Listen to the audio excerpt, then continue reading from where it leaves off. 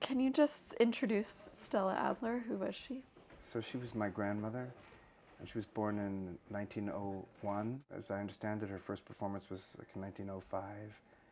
So she was really literally born onto the stage, and I think absorbed Jacob Adler's passion and his sense of theatrical purpose and artistic purpose.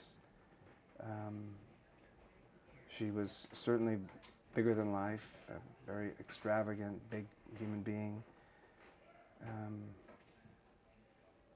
I think she developed the demeanor of a kind of royal figure. She was beautiful.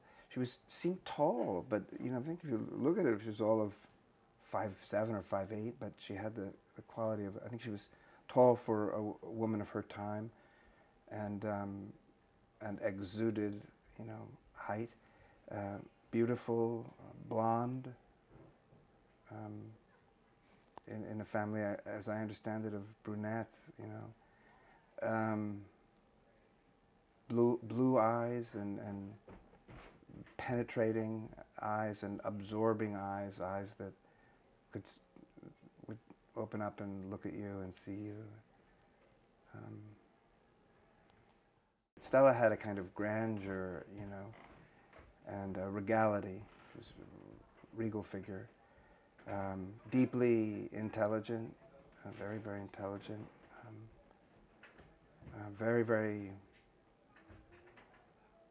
committed student of theater for